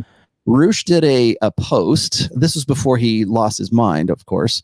Did a post about what you can expect from men and women in the future, right? Like, well, what's game going to be like in the future? And here we are 10 years since that post. And so I think you and I went back and we started reading that one time. And then part of that post was is that for you to successfully run game, or to even get laid, or to even get a sniff at these girls these days, you will have to have fame plus game. And it doesn't mean like fame in the sense that like you're this famous DJ or something like that. You have to be like, you have to have something that sets you apart. It's almost like dominance hierarchies. You have to be the best at something, even if you're just like the best plumber in the world, right? It just has to be something that sets you as the top dog in some arena. So you could be the best skateboarder, right? Or you could be the best DJ or whatever. And I think that's really, again, and this is I'm not like flaming this guy, but that's old order thinking. Yeah. The old order thinking is this, and I understand why it is, because I've written essays about this. It's manipulative. It's not sincere. Well, it's a form of manipulation, but it's a form of something that makes you stand out from the crowd. Right. That makes the most sense when it comes to guys are just deductive thinkers, right? A plus B equals C. If I do these things, that's why the red pill, that's why PUA, that's why game was so like the guys really wanted to jump on board, because they're like, oh, there's a hack now. I can get a hot girlfriend because all I got to do is like figure out these really simple psychology tricks, and then I'll get the girl of my dreams. Okay, sign me up. I'll be happy to give you, just give me the formula. Tell me what the formula is. And that's like deductive logic. And I think what happens is like guys still kind of harken back to old order thinking when it comes to that logic. So it's like, oh, well, just go play guitar. That was my hack back in the 80s. Right? Mm-hmm. Grow your hair long, play guitar, because that's what all the guys that we see on MTV that are getting like pussy hand over fist, those guys, all you got to do is even just look like those guys. It was perception. It wasn't even like you didn't have to actually have those talents or be in that band. You had to look like you were in the band, and that got your foot in the door. And you want to know why like guys today still think like the dudes in like the long hair dudes in the 80s were just like so superficial and glam rock posers or whatever. It's because those guys were getting laid. And the other guys weren't, because they figured it out, or they worked out how to go about doing that. Now, some of them had talent. I'm not saying that they weren't authentic or genuine. I want to talk about authenticity on this one too, but I think that the same thing that we were talking about before is that there's this old order way of thinking about going and doing things. So you got to be an artist. You got to look like Robert Smith from The Cure, right? You got to be an emo guy. There's got to be something about you. And I do agree that there has to be some sort of coherent, congruent character, because a lot of women are looking for the perception of you being like this guy. Oh, you're like Drake. You're like this guy. You're like this rock star. You're like this actor. You're whatever. You playing that character, and they want to get with that. That's just what gets you in the door. Once you get in the door, you want to know why guys who are like really good looking, ripped, shredded guys still get blown out, because they don't have any congruency. And that goes back to authenticity. And we live right now in an age of perception, and it's never been easier to modify that perception. as you know. So you know where I'm going with this, right? So you have, like, even in Body Language Mastery, you were talking about how to best leverage your image. Yeah. Like the way that you look, the way that you present yourself. So why don't you talk a little bit about why does image and your name matter right now? Well, we live in an order right now where everybody's chasing clout. Everybody, the guy who works at 7-Eleven, who's turning over the taquitos every 30 minutes, that guy wants some clout too. And especially in America, where, you know, there's a lot of talkers, but there's very few walkers. So we are growing this kind of social media presence where everybody's trying to show off that they are more than they actually are. So being the actual real deal and effectively marketing it can, like I said, really bring you in a constant influx of attention from high quality women. And it's a sustainable model, I would say, for at least 3 years based on the popularity of Instagram. And with Instagram recently copying TikTok's layout and, you know, going toe to toe with TikTok, I think, dude, like a lot of older men, guys in their 30s, 40s, 50s, they don't seem to realize that there are copious amounts of hours every single day that ridiculously hot girls pay attention to Instagram. Like, I'm talking from the moment she wakes up to the moment she goes to bed, everything. Today's an Instagram day. Okay. We live in the new age. I was chatting with this girl I went on a date with tonight, Rollo. And I said, you know, what you doing this weekend? You know, because I was kind of bored. So I started, like, you know, I just started asking her whatever. It was Amuse Mastery at its finest. She was like, you know, I was like, what happened with the last boyfriend? Who your last? I was like, you know, basically, I wanted to look what she looked like when she lied to me. So I was like, when was the last time you had sex? Or when she was like, oh, last April with my, you know, my ex-boyfriend. He cheated on me. And so, you know, I was chatting with her, and then I was like, oh yeah, like, did you cheat on him? And she was like, what? You know, because she's so used to, like, the old order guy, like, oh my God, what a bad guy. He cheated on you. Like, you know, but I asked the other side of the story. I was like, you know, you ever cheat on him? She was like, no, I would never do that. And then her face lit up when I asked her that. And then I said, you know, well, what are you doing this weekend? She says, oh, well, on Sunday, my friend, she just started doing online dating and she needs good photos. So we're going to go do a photo shoot together. And it's like, that's such a 2020 thing to a new age thing to say, like, oh, we're going to go purposefully on our day off, go take a bunch of photos to market myself on an online dating website so I can advertise myself in the most efficient manner to extract the highest quality mail that I can at this time. Yeah. Let me throw this one at you here too. This is kind of on topic here too. Is not having an Instagram and feel unique is beta game? Is that beta game? I would say that's just simply bad marketing, is what that is. I don't think of it in terms of beta or alpha or beta game. It's like, what do you think is most, like, you have to separate. I'm not saying that there's no such, oh, what he's saying there's no such thing as alpha and beta. No, not at all. But I'm just saying that when I get this from guys will say, is it beta to do this? Well, what you have to do is, like, pull yourself away from the alpha or beta dynamic and go, what's more pragmatic?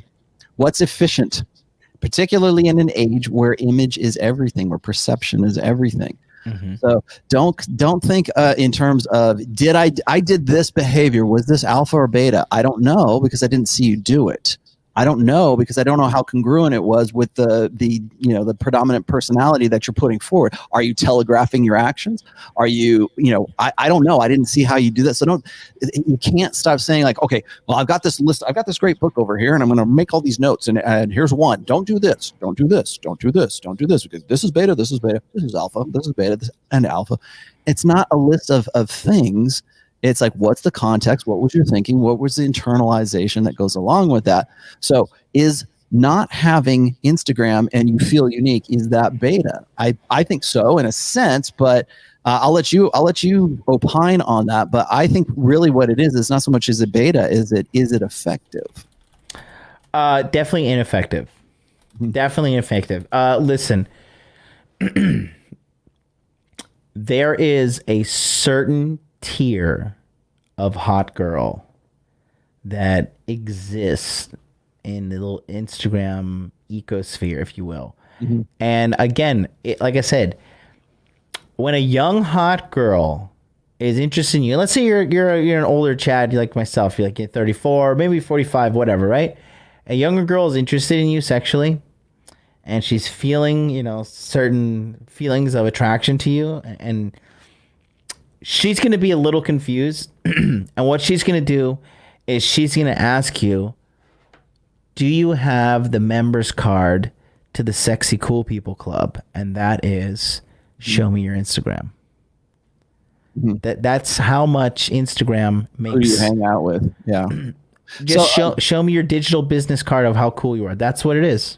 Okay, I heard you mention this with Rich. I think this is probably what you're talking about, but let me ask you right now, what is an attention ecosystem? Right. I have an idea, but you go ahead because you defined it to him. So you have these things on Instagram called stories, and Instagram is pushing stories right now to be broadcasted and pushed the most because Instagram just launched IGTV. So they're trying to compete with YouTube on the social media front. So they want as many people. Remember, Instagram started as a picture only platform. So they want people converting into video form. So what they're doing is they're embedding IGTVs into the stories. So you get a preview, then you want to watch the IGTV. Now you're hooked on Instagram, right? So when you have, this Instagram set up with your stories, you can see who is watching your stories on the back end. And there are ways that you could see who is new and who is not new, right? And so sometimes I would look at girls who are watching my stories. I'll notice a new one and I'll send them a DM and I'll say, hey, what's up? I see you checking me out. How are you doing? And then we start to talking. Then we start getting comfortable. Let's get your number. Let's meet up. And then you meet up with a girl, and just like any other time when you go out on a date, once you get comfortable with going on a date with a girl and sleeping with her, the process is the same no matter where you meet the girl. You can meet the girl at a bar, you can meet her at a 7-Eleven, you can meet her at the gas station, or you can meet her off of Tinder. Once you get that initial how to get the date going vibe flowing, you have it sorted for the rest of your life. And we teach that in the course. Cool. So Arnold said this, is this John, public or private personal Insta profile? Come on, son. Public. I would say it would have to be public. Yeah. Right? All right, I got one more here. I wanted to get to John Doe because John, I did see your chat there, so I want to jump back to it. I can't put it on screen because it already passed by, but he said, playing devil's advocate, women can only use their sexuality for a decade. Why shame them for being sugar babies or OnlyFans? Why not just make the money off of it? And I don't know. I think that's something that guys in this generation have to kind of decide for themselves, because you'll see a lot of guys who will simp, right? Quote unquote simp, because they don't have any options. They don't have any opportunities, whatever. They're in sort of a scarcity mode. And so it's okay if she does that. Or I forget the name of the girl. I don't think, well, Belle Delphine obviously has her handler, right? Yeah. I'm pretty sure Bella Thorne has her handler. Mm-hmm. There's, the Tate brothers. They're the handlers of these girls who are, on cam and stuff like that. So there is that aspect, but I think that it really is defined by what it is that you're expecting of women at that time. So just to have that question, say, well, what do you think it should, why would we shit all over these girls for being on Instagram or making a lot of money off of OnlyFans, because they're using that sexuality, their only real agency, for the limited time that they have to do that. Right. I would argue this is that women have a lot longer than 10 years, because Rich was showing me pictures of 70-year-old women in lingerie who have, maybe they're the George Bruno fans, but I know they exist. Let's just say that. How prevalent are they? I don't know, but it's there. OnlyFans has made a lot of people a lot of money because we're a self-absorbed generation that is based on perception right now. So, so that's my take on it. I don't think it's so much shaming, but I think I wouldn't say I think a lot of guys get wrapped up in the idea that like these girls who are like these, like Bella Thorne, right? Bella Thorne shouldn't be doing that. She can make a lot of money doing something else. She's an actress. She was on Disney, right? She could be doing wholesome things. And then they want to use that because that's all they focus on. They want to use that girl or those OnlyFans girls as the basis for all girls. Yeah. It's that extreme, that binary extreme idea that all girls are just like Bella Thorne. And it's like by order of degree, I'm not saying that they're, especially in the United States, like you like to say all the time, it's like the women in the United States are like they're a breed apart right now when it comes to being self-absorbed. And, we've talked about that before. Yeah. But I think that what guys do is they look for opportunities to beat themselves up. It's like self-flagellation.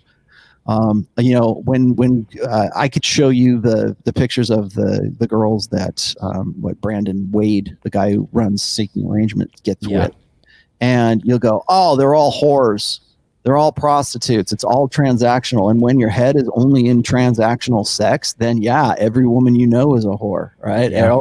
If you were poor, she'd leave you. Well. Yeah. So here's my and this was also on my list here. So why bother? Why bother learning your stuff? Why bother starting, getting into this program if the better way, the more efficient way is to buy escorts and to just basically buy pussy? Because, listen, when it comes to buying women, okay, it's just not the same. The sex, the validational sex, the good feeling that comes with, hey, I got this girl 100% on my own. There's a certain victory feeling that comes with it that, when you feel like that, it offers like energy for you to grow in other areas in life as well. Like, as men, it's so funny. We don't realize how sexually driven we are. But like after I hook up with like a young girl, like 20, 21, 22, and like I have sex with her, like I feel like I've accomplished something. Like my DNA is like good job. Like this is like pumping full of the good stuff. And then I'm like, I think I can go make a video about this, or I can go, work out in the gym. Like I'm just in a better mood. It's not normal for guys to be sexless. Like that's the thing. Just because you like, I hard next that girl, man, because she like didn't text me back, so I hard nexted her, and you're hard nexting the world. What you're doing is just you're like coping with the fact that you're terrible with women, and like you're setting up all these defense mechanisms. But the reality is like, you have to figure this part of your life out if you're already like in this corner of the internet and you've got like, you kind of got cursed with knowledge, but there is no going back. Once you take the red pill, you're in. Yeah. You're in. Even if you see 1%, once you're unplugged, there's no getting plugged back into the matrix. And I don't think a lot of people really appreciate that. Well, I shouldn't say that. The guys who really can't handle it, they appreciate it. That's when you see doom pillars. That's when you see guys who can't cross that abyss and they can't understand. Like once your eyes have been opened, like I said before, most men, well, all men are idealists. Yeah. So when you've been fed this steady diet of women are sugar and spice and everything nice, and then you take the red pill and you realize the realities of the situation that you're actually in, if you're unprepared for that, that's hard to deal with. I got a couple other ones here I want to throw out real quick. Dipdas Adhikari, I guess is his name. He says, when I was blue pilled, I could build comfort with girls. But since I'm red pilled, I'm angry with them. So the conversations don't go too far. What's wrong? I'm sorry, I was reading something in the chat. What did he say? When he was blue pilled, he could build comfort with girls because they would. Okay, and I get where he's going with this because they're again, this is old order thinking. But he says I could build comfort with girls, but since I'm red pill, I'm angry with them. So the conversation doesn't go too far. What is wrong? Okay, well here's the thing is like you are allowing your red pill awareness to sort of color the way that you are dealing with women. Remember, the red pill exists not so you will hate women, but so you won't love them for what they can ever be to you. Right. The reason why guys get pissed off is because they really, really, really want that girl to be what they want her to be. right? Instead of loving her for what she is, or appreciating for what she is, or working within the nature, within women's nature, instead of believing some like, pretty little lie, you lean the other way and you go, well, they can never be like my framework, what I believed in the blue pill, that's the right way to think, and these girls can't fit into that right way of thinking, so I'm going to be angry and pissed off, right? And I'm get the reason why you're pissed off, the reason why it frustrates you is because you think they can still fit back into that. That's purple pill thinking, by the way, I should say, is when you get, I talked about anger about 2 weeks ago, by the way. And so like guys will tell me this, and this kind of goes back to the love thing here too. Like love is for poor people, right? Men and women approach love differently. Women approach love from an opportunistic perspective. Men approach it from an idealistic perspective. And if a woman is only in her opportunistic perspective and men are only in their idealistic perspective, and they never really come, they never really sort of come together kind of thing, you're going to expect women to love you in the way that you think that they should be able to love you as a man, and then vice versa. So that girl that we were just talking about, the girl that was on the Instagram thing with her Gucci, $1,000 Gucci things, she's definitely in that I love guys who can provide for me. That's opportunism 101. That girl is the same is the female equivalent of the guy who goes, I get really angry because they won't do what I want them to do. Because you believe that the real, genuine, authentic way to love somebody is the only way that you think about it and you conceive love. So when that woman won't enter into it because she's either unattracted to you or revolted by you or you're incongruent or any other number of things as to why she's not into you, you think there's something wrong with her. And when it's just like when like this girl who's all about like, Gucci socks and whatever else that she's getting, the money that she's getting, it's like a poor guy going, how come I can't get with you? And she's like disgusted by the poor guy, because that's what defines her ideal of love. So it's trying to bring those two together. That's what that, and the further we like sort of polarize ourselves, the more you're going to have those extreme examples. And then plus on top of everything else, we're all binary extremists. So I hate you and you hate me. And so boom, boom, boom, instead of come together, which is what the program that you're talking about does. Mm-hmm. Let me ask you this. Arnold Cash also says, John, any privacy concerns for public profile? No, just don't do anything stupid. I don't know what you're leaning towards. Like, don't, if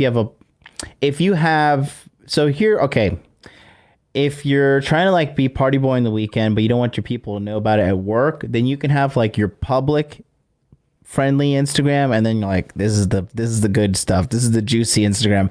That one's private. And that can be, some guys have to run their lives like that. And it can be more of an exclusive thing because it's a private account. So, you can display more intimate things on there. So that's a good thing. And then shout out to Jonathan, and he just signed up for Salt right now.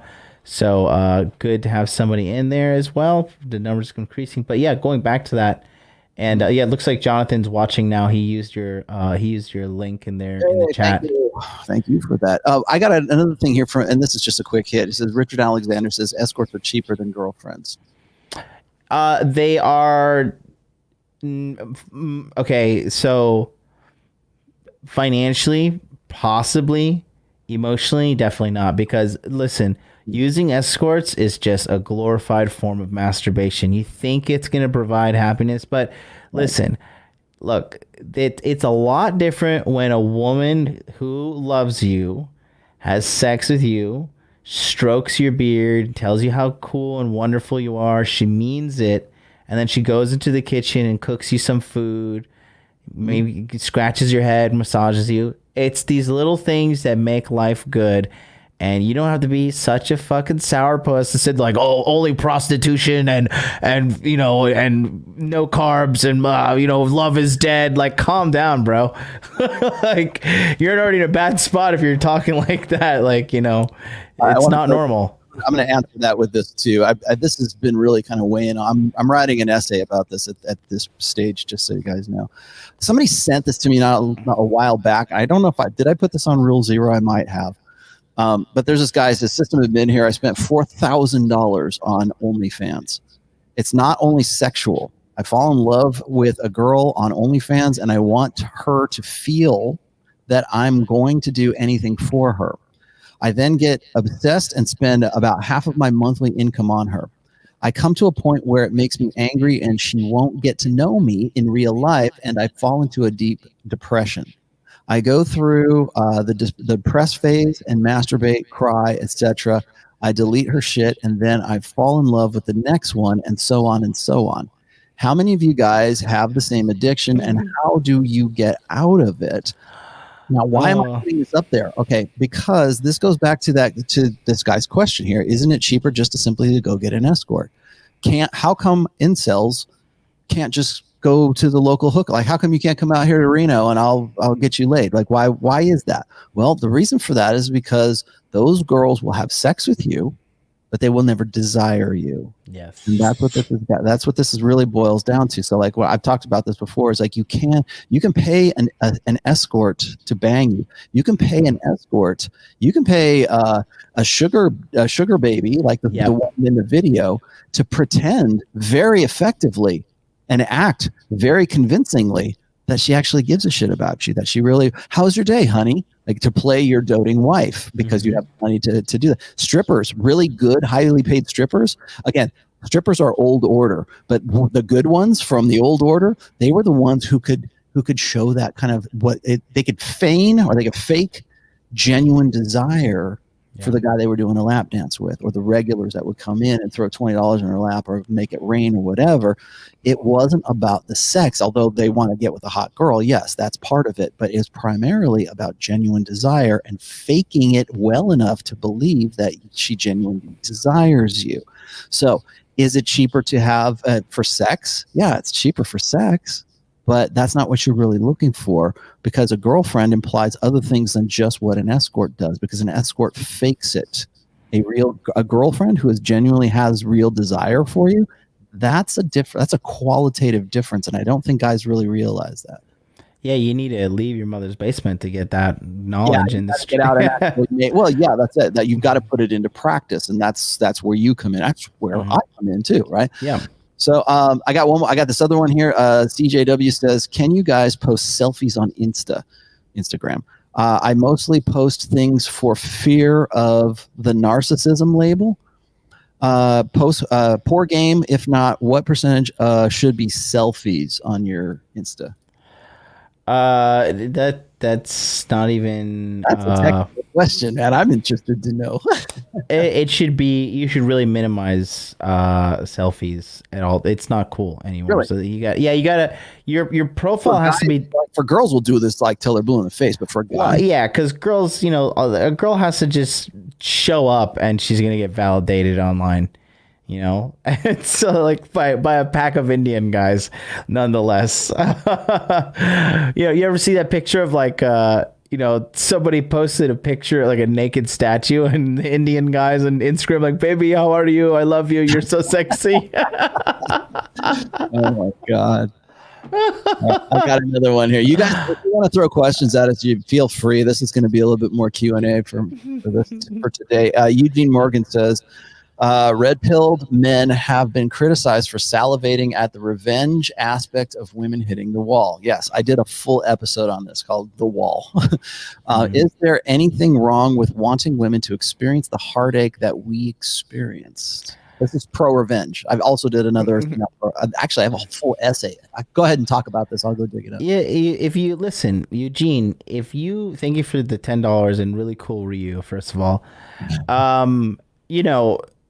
Look, you shouldn't be even thinking about like you wanting a woman to feel sadness because you are hurt. Like you should be thinking, how can I get more sex? Because you want more sex. All you guys watching us right now, you want more sex. If you want more sex, put a 1 in the chat.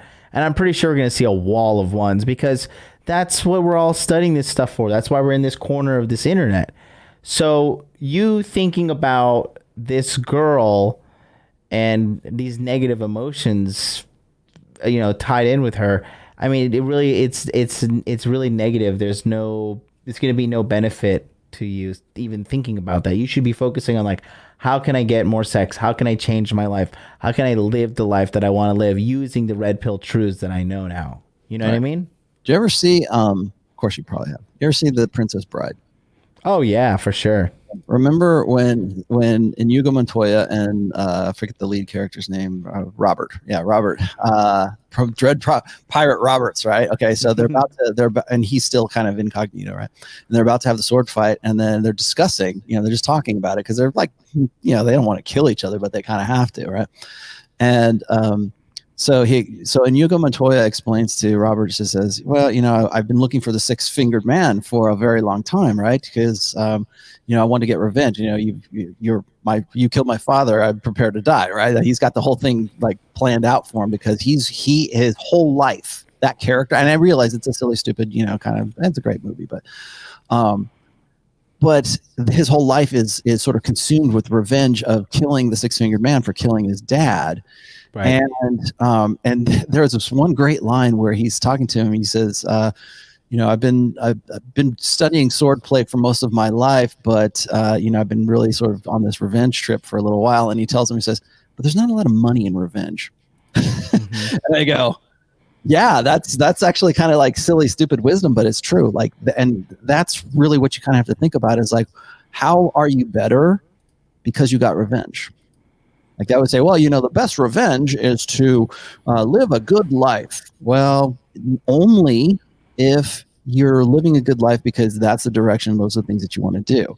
It's one thing that you consume so much like, I finally showed all those guys up. Like, and there's a lot of guys that will do that and they'll live a whole life based on the prospect of living a better life or being a better person or doing whatever they are just so that they can, because somebody slighted them in the past. And the problem is if you base your success on like a revenge principle, it might feel good in the short term, but your entire success and even if you do it, even if you're like successful about it, you still based it on somebody who like is living rent free in your head. So there's not a lot of money in revenge, basically. So I always tell guys, it's like, yeah, it feels good.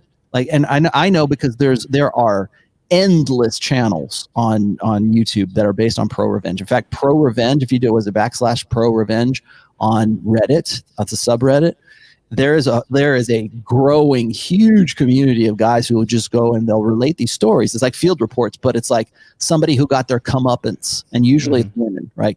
It's the woman who thought she could squeeze $1 million out of her ex-husband, and then she finds out that he doesn't actually have money, or she divorces him because she thinks he's a penniless pauper, and then it turns out that he's actually a millionaire and he was testing her, kind of thing. Ha ha ha! See.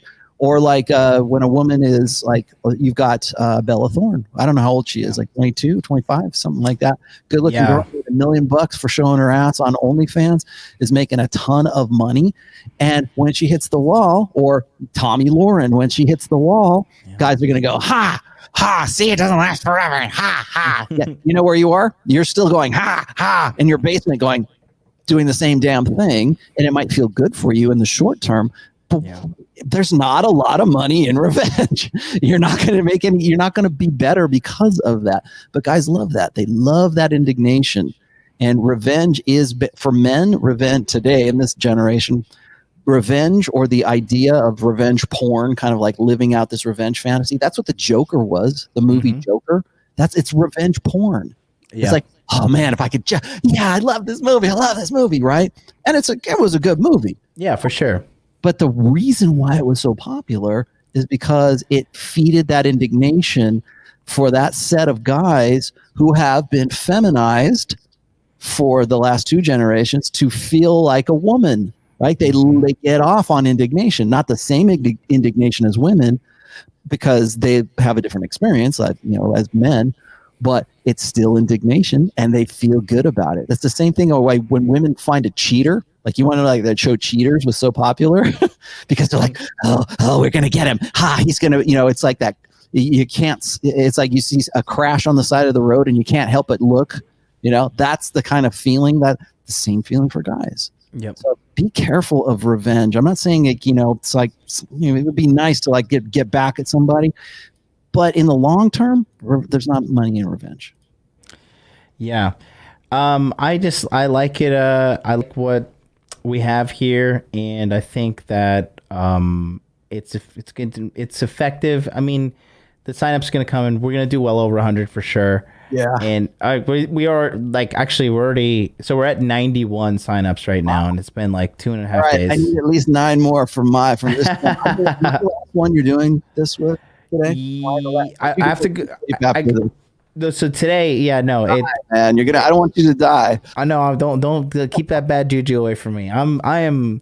I'm taking a copious amount of testosterone and steroids, so I'm powering through the night, and it's completely legal in Japan, just so you guys know. So it's nothing illegal going on over here. I got a great Japanese doctor. But yeah, no. We got this going on until Friday, and at the end of the day, nobody is getting in the trenches and personally unscrewing a lot of people's lives right now, like I am with these webinars, and like with you coming in, and Rich, and Donovan, and Ryan, and Troy. Troy's been a huge help behind the scenes, massive help. Troy's been really Troy's like one of the unsung heroes of the Hot Dude Army. Like he is just behind the scenes with me, helping all these guys, and it's good because what happens is these guys, we fix their dating lives, then they fix their money, and then they become like these super like powerful men, and then they just follow our content and support us. And so it's like we're literally like making a solid army of red pill dudes that are, it's nice to watch them go through the stages, like how you mentioned, the red pill evangelist stage, and when they want to like tell everybody about the red pill, and then they kind of start getting a lot of success, and then they start noticing the isolation from society. Like, I feel disconnected, like everybody else is like this blue pill normie, and now I see things for how it is. Like it's when you take the red pill and you really decide to like look into the sexual dynamics and like the science and everything of it all, man, it's a rabbit hole you can't get out of. So, but if you're a guy like you or myself, like, we truly are fascinated by it. We love it, and I live this stuff. Everybody, what's great about this community, and it's like for you and me and Rich and Ryan and Troy, right? That's rule zero. That's always been rule zero for the last over a year now. God. We put Rule Zero together because people kept saying, "Oh, you're not going to do Red Man Group anymore. Oh, what am I going to do on Saturday mornings?" I'm like, "Okay, well, we got to put something together." And so that was just like us kind of doing something on a fly. But now it's something like significant, man. Now it's something that's we're doing things together. We're doing we're sort of adding, I guess, sort of the two, like, we're the inner circle, I guess the outer circle. We've got more guys that are coming in that we're working with. Like Myron's one of them for sure. Most of the guys, like Aaron Clary's on board now. I never thought I'd be working with Aaron Clary on a regular basis. That's great. But it's fun, man. It's good because like we're working with guys who are actually like normal guys, right? I mean, they're guys who are out there in the field. They're guys who are doing this because they have a unique interest in relating this stuff. So it's not so much like, I think a lot of guys, I I got 2 more questions for you, just real quick ones though. Take your time. I'm here, man. The first one is I think a lot of guys get pissed off at you and they don't like you. And like a lot of the guys who we were just talking about, like the guys who are sort of like in like the second sphere, let's just say the second circle. They're catching flack for promoting you or for promoting me. And for promoting Rich, right? Because they think, oh, those guys they're just grifters and everything. I mean, I can say we got guys who are. If you're watching me, you're probably you're watching because you appreciate what I deliver. You're on this channel anyway. It's for free, right? I'm just like, go do what you got to do. But I think that a lot of guys think that this is all just grift. It's all just, we got to make money, right? We got to do something to organize. And that takes time, that takes energy, and that takes effort. And I think there's some value in that, and guys get value out of it. You can just, and if you don't think so, ask the guys who are in it. The reason I didn't do Body Language Mastery #1 is because I wanted to hear what other guys said about it. Yeah. I didn't do Donovan. I promoted one of Donovan's things, and I turned him down on the first two, and I left money on the table to do that. Right? I could have gotten and done an affiliate thing with him. I left it on the table because I wanted to see what other people said about it first.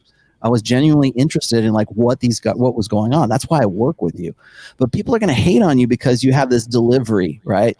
They want you to be like personable to them. They want you to like hold their hand.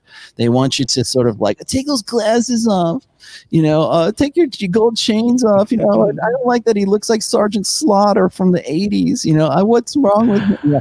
And it's like they're not comfortable with the delivery, or guys they'll come down on me and they go, "You sound like a surfer from Huntington Beach in 1984." And it's like, oh, okay, but does that mean anything I'm saying is wrong? Like, tell me about the meat, man. Tell me about the, like steak and sizzle, right? Like you're sizzle, but there is steak there. Oh yeah. And I'm sizzle. Well, for me, it was steak, and then I go, I better up the sizzle a little bit just to sort of, get people interested. So it's something that's, okay, it's entertainment, but it's also educational, and I think that's the real thing that people don't understand. But they see you as being successful, and they see other guys who as being successful in the terms of having sex with women, meeting women, talking to women, and so they will find ways to devalue that, or they will try to disqualify you of that.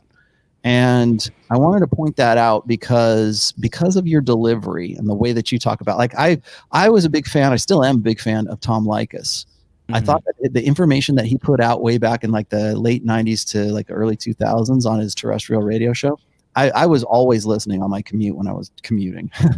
But I know why people hated him. It wasn't what he was talking about, it was how he delivered it. Yeah. Because it seemed arrogant. It seemed like, and anything right now that is unflattering to the nature of women is always going to seem like misogyny. It's always going to seem arrogant. It's always going to seem like a grift, because it's like guys are saying this right now. And this is the question I had: is a lot of guys think that you're playing to their insecurities. Like they're insecure. They're like the guy that was getting into his OnlyFans negative feedback loop. Like that's the guy that like you're actually fleecing. And that's how you get things like pickup artist hate. That's how you get, guys who come down on you and say, "Oh, those guys are just good for." Like, I see a lot of this in the doom pill, and it's like, no, dude, we're not doing this because. I mean, yeah, do we make money off it? Sure, but it's like my stuff has been free for a very long time. The information is there. If you want to be involved in this program, you can be involved in it. It will help you for sure. But it's relating a body of work that is. It's been going on for at least 20 years now. So don't hate, it's like hate the game, not the player kind of thing. Yeah. But I think guys need to really sort of back up off of that, because anything's going to seem like you're a-mogging, because that's really what I see happening. When I see hate that comes at you, it's like the reason why they hate on you is because they think you're a-mogging them.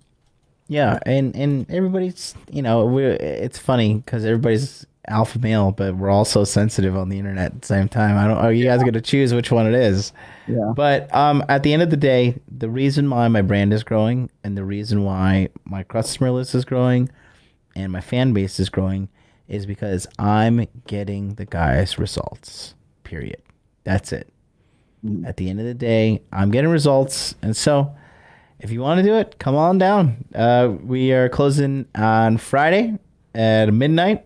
So the enrollment period will be over soon. And because we're starting the educational webinars on August 31st, live, 2 hours every single night, 9 p.m. Eastern Standard Time, Q&A format. Going to be over 100 people in there. It's going to be fantastic.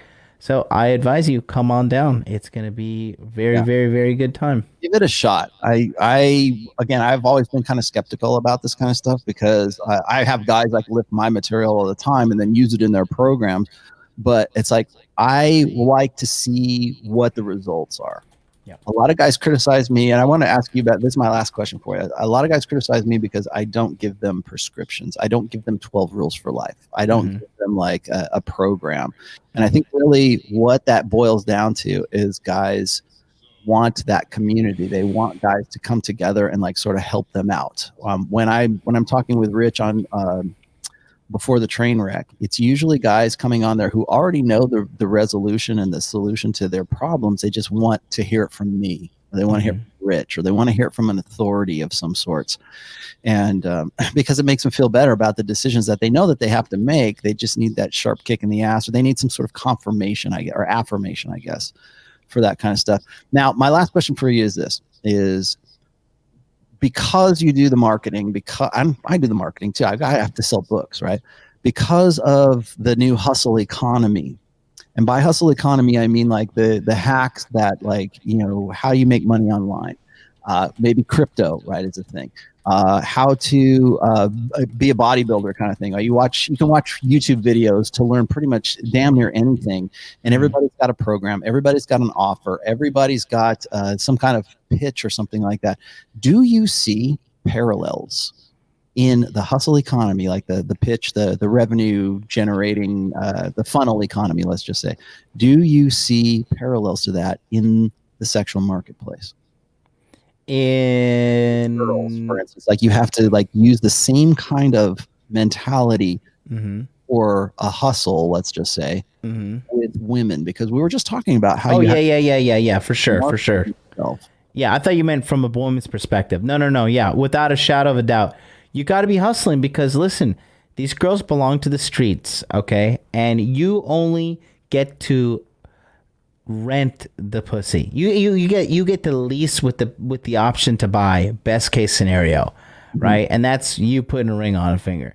But I mean, in regards to what's happening now with today's dating, man, it's so fast and it's so turn and burn. It teaches you to have a hustler's edge, because that's really how you have to go about doing it. Because I say it all the time, sex is sales. And Rollo, you're a seasoned man. You probably have a friend that's really good at sales, and he probably always has some girl with him. Yeah. Always has some woman with him. Oh yeah. In the liquor industry, the guys who are the top guys, like, there's two sides to the liquor industry. There's the sort of the production side of it, which is like creating products and the ideas and a new brand of vodka, a new brand of scotch, a new brand of whatever. And how's the bottle going to look? And there's a creative side to it, and you're creating actually the widget, right? You're creating the product. And then there's the sales side of it. And the sales side is usually distribution. So there's the sales and there's distribution. The salespeople usually work for the major distributors, right? There's in the United States, there's two really big ones. But the guys who I formed the best friendships with on the sales side were the guys who got the most tail. Like I would see them at promotions, and even if they weren't like with a girl that night, I can remember being a wingman for some of these guys back in like when I was in Orlando. I'd be like at a martini fest, and I would have to, like, if they would get tied down with like girls that they didn't want to get with because they had girls opening them. And so I would have to come over there and like start talking to the girls, and then I'd say, oh, so and so needs you, right? And then like sort of bail them out of a tough situation kind of thing, because they were so good at what they did, whether it was selling themselves or selling alcohol or selling whatever. There's always going to be sort of that. I don't want to call it like manipulation, but it's convincing, right? It's seduction. It's really, if you read Art of Seduction by Robert Greene, seduction's not just about getting laid. It's also about selling things. It's also about politics. It's also about convincing people to do the things that you want them to do. So yeah, can you use the art of seduction to get laid? Absolutely. But there's other things that you can use. There's other applications for this stuff. And I don't think people really appreciate that. Because if you get out there and you learn human nature and you learn how to interact, that's really what you know what we're selling? We're selling the social intelligence. You can use that for women, but you can use that also to get a better job. You can use that to sell something online or in real life. You can use that to deal with people that you have to work with at work all the time, your family even. It's not just about getting laid, although that's where we go and we focus on that because that's the biggest draw. Everybody wants to get their dick wet, right? Yes. But you can use these skills for other things as well. People don't understand. Yeah. And so shout out to Aaron H, who just signed up, and then Frank R. I don't know where they signed up from, but they did sign up more. I got one more last question here. CJW says, in a small town, is there any equitable solution if there are two red pill alphas in the same social circle? Will women exclusively select one over the other, or 50-50 to go to each guy? Oh man, I got an answer for that, but I'll let you go ahead. That it depends on the guys. But there's some alphas that I can go toe to toe with, and I'll do a clean 10-0 sweep, and then there's other guys that'll do a clean 10-0 sweep on me. So it just depends on a multiple. There's multiple factors, but I think if you're trying to like sort out your dating and get good at this, you have to do repetitions and volume, and you can't do that in a small city. So I would be prioritizing moving out and fish where the fish are. Yeah, exactly. Exactly. Okay, so CJW, here's my advice to you. Go look up Vox Day's sociosexual hierarchies video where he talks about like alphas, betas, deltas, blah, blah, blah. And he does not mention sigmas. Thank you very much. But so when he discusses alphas, he actually goes into great detail when two alphas meet. And so when you're in a social situation, and particularly, I think he used the military as an example for this, and it kind of goes back to what you're saying here, is that when two alphas meet, there's always going to be a competition for dominance between those two. It's usually the two guys who beat the shit out of each other. They shake hands and they go, like, one wins and one loses, and they shake hands and then they go back and they have a beer together and they become friends, right? Right. So it's not so much like if that's the case, if they're really super enemies, then like one might kill the other, but there's always going to be a conflict between two alphas for dominance. It's the same thing as primates, man. It's the same thing as the law of the jungle. One has to, and just because one submits doesn't necessarily mean, oh, now he's a beta. No, he's alpha. He's just a touch below that one guy who he has recognized as being the dominant alpha of that group, and they still might be best friends. So that I think a lot of guys think, well, what happens when there's two alphas? Then is it war?